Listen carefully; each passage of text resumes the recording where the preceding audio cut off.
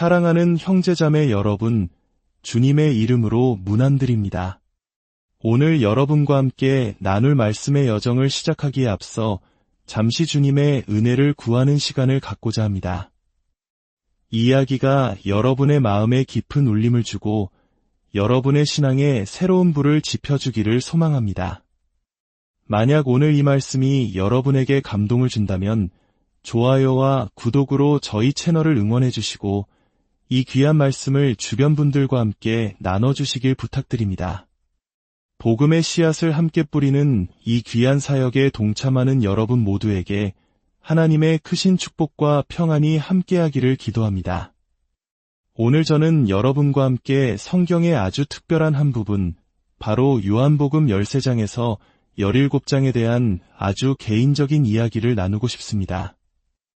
어떤 이들은 이 부분을 다락방 강화라고 부릅니다. 왜 수많은 성경의 위대한 장들 가운데 유독 이 부분에 대해 이야기하고 싶은 걸까요? 여기에는 저의 인생을 바꾼 숨겨진 뒷이야기가 있기 때문입니다.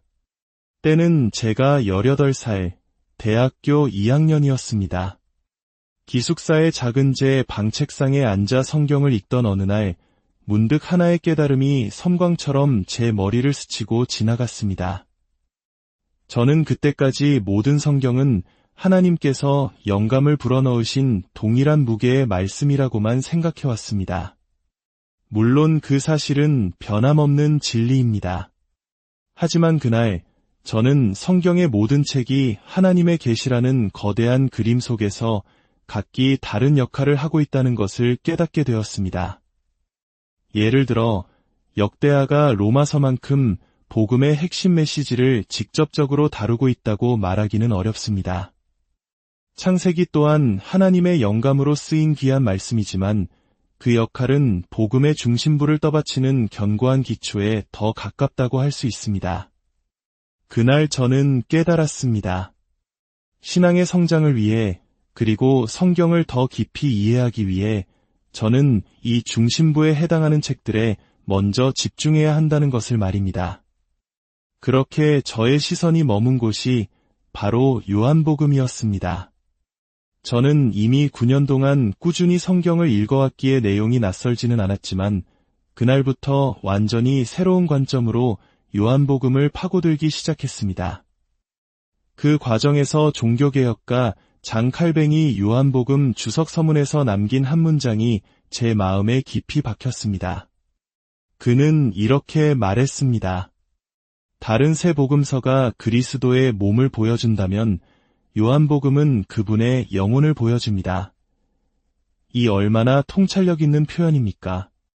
그리고 요한이 예수님의 영혼을 가장 깊고 진솔하게 드러내는 곳이 바로 오늘 우리가 이야기할 요한복음 13장에서 17장입니다. 한번 생각해 보십시오. 요한복음은 총 21장으로 이루어져 있습니다. 그런데 그중 무려 5장, 즉 전체의 4분의 1에 가까운 분량이 예수님 생애에 단 5시간 동안 일어난 일을 기록하고 있습니다. 십자가 사건 자체를 다루는 부분보다도 더 많은 비중을 차지합니다. 이것이 십자가보다 더 중요해서가 아닙니다. 이 5시간 안에 사도 요한이 그리고 우리 모두가 반드시 알아야 할 복음의 정수가 담겨 있었기 때문입니다. 바로 이 다락방에서 예수님께서는 제자들에게 당신의 마음, 당신의 영혼을 활짝 열어 보여주셨습니다. 이제부터는 너희를 종이라 하지 아니하리니 너희를 친구라 하였노니 이 얼마나 놀라운 선언입니까?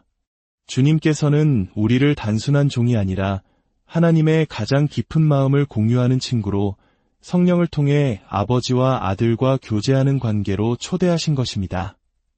더욱 놀라운 것은 이 깊은 신학적 가르침이 예수님과 제자들 모두에게 가장 큰 위기의 순간에 선포되었다는 사실입니다. 저는 이 부분을 묵상하며 젊은 시절 하나의 중요한 원리를 깨달았습니다. 그것은 바로 하나님에 대한 지식이 깊어질수록 인생의 위기와 폭풍이 닥쳤을 때 더 강하게 설 수 있다는 것입니다. 우리 한국인들은 역사의 수많은 고난과 역경 속에서 신앙의 힘으로 일어섰던 경험을 가지고 있습니다. 위기의 순간 우리를 붙들어주는 것은 피상적인 위로나 감상적인 믿음이 아니라 바로 반실과 같은 하나님의 깊은 진리의 말씀입니다. 예수님께서는 당신의 제자들이 곧 겪게 될 엄청난 시련을 아셨기에 그들에게 가장 깊고 견고한 진리의 닻을 내려주셨던 것입니다. 다락방에서의 가르침은 제자들의 발을 씻기시는 겸손으로 시작하여 그들을 위한 중보기도로 끝을 맺습니다. 이 말씀들은 제게 마치 영혼의 피로를 씻어주는 따뜻한 목욕물과도 같았습니다. 지칠 때마다 저는 이 말씀 속으로 들어가 위로와 힘을 얻곤 했습니다. 이 말씀이 제 삶에 더욱 특별하게 각인된 두 가지 사건이 있었습니다. 첫 번째는 저의 영적 스승이셨던 윌리엄 스틸 목사님과의 경험입니다. 그는 저의 대학 시절 내내 저를 이끌어주신 분으로 제 인생에 지울 수 없는 흔적을 남기신 분입니다. 그는 정규 교육을 제대로 받지 못했지만 그 누구보다 성경에 깊이 잠겨있는 분이셨습니다. 그의 설교는 때로 길고 어디로 향하는지 알 수 없을 때도 있었지만 이내 심해 잠수부가 진주를 건져 올리듯 깊은 바다와 같은 말씀 속에서 영롱한 진리를 건져내어 우리를 경탄하게 만들었습니다. 어느 겨울 저희 대학생 연합수련회에 그분을 강사로 모셨습니다. 스코틀랜드의 고지대에 위치한 한 호텔, 벽난로에서는 장작 타는 소리가 따스하게 들려왔고 저희 학생들은 의자와 바닥에 빽빽이 둘러앉아 있었습니다. 마침 목사님의 노모께서 돌아가신 지 얼마 되지 않아 그의 영은 더욱 민감하고 깊어져 있었습니다.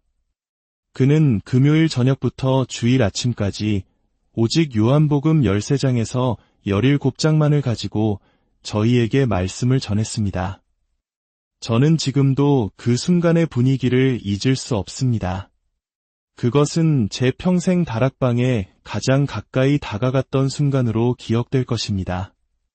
성령님의 임재가 공간을 가득 채웠고 우리는 마치 2000년 전 예수님의 제자들처럼 그분의 음성을 듣는 듯했습니다.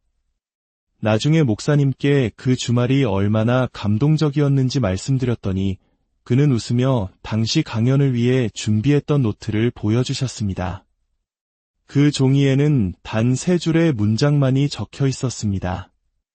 그는 오직 성경에 대한 깊은 묵상과 성령의 인도하심에 의지하여 그 모든 말씀을 쏟아내셨던 것입니다.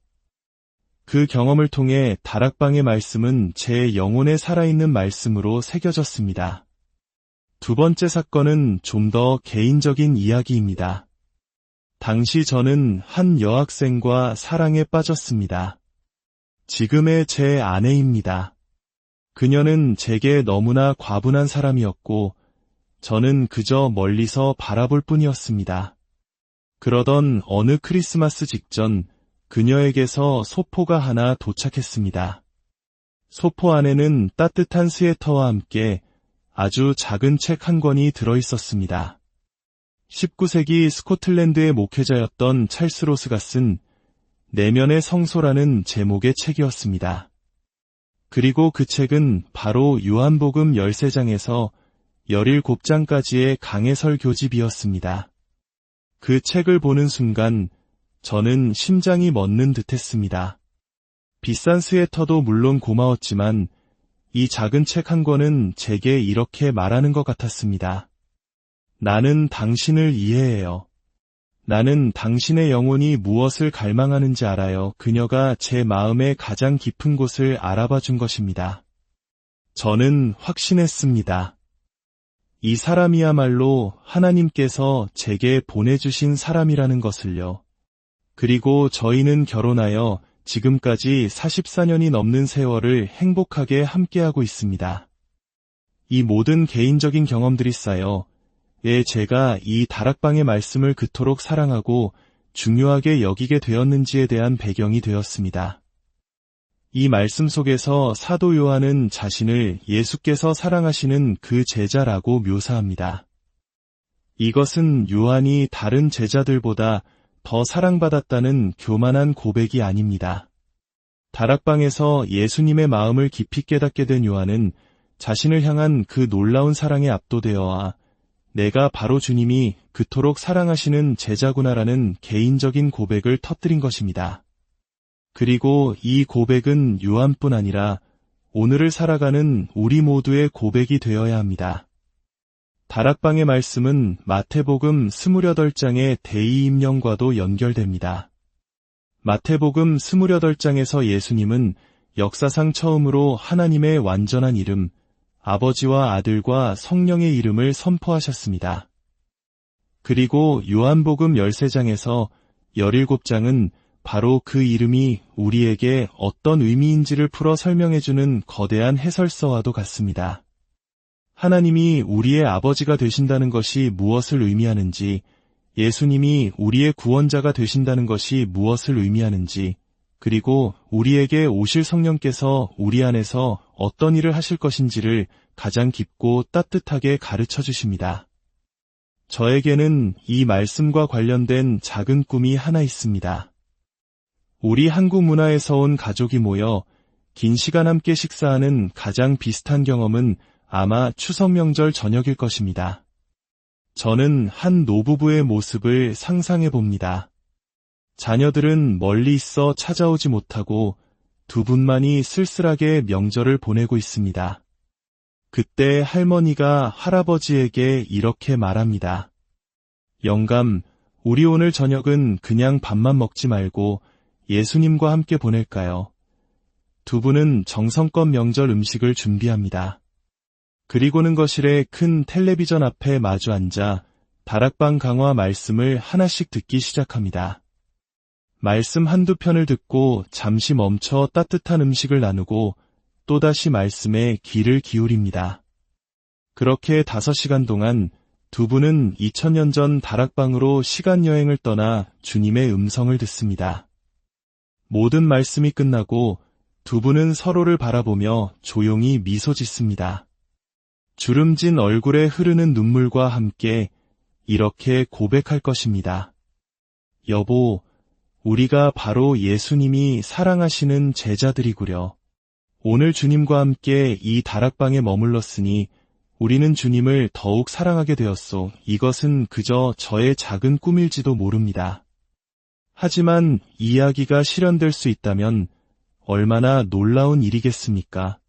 이것이 바로 다락방 강화의 능력입니다. 그곳은 우리가 누구이며 우리가 얼마나 큰 사랑을 받고 있는 존재인지를 깨닫게 해주는 하나님의 내면의 성소입니다. 오늘 저의 긴 이야기를 들어주셔서 진심으로 감사합니다. 부디 여러분 각자의 삶 속에서 이 다락방의 은혜를 깊이 체험하시기를, 그리고 내가 바로 주님이 사랑하시는 제자라는 확신 가운데 매일 담대하게 살아가시기를 주님의 이름으로 축원합니다.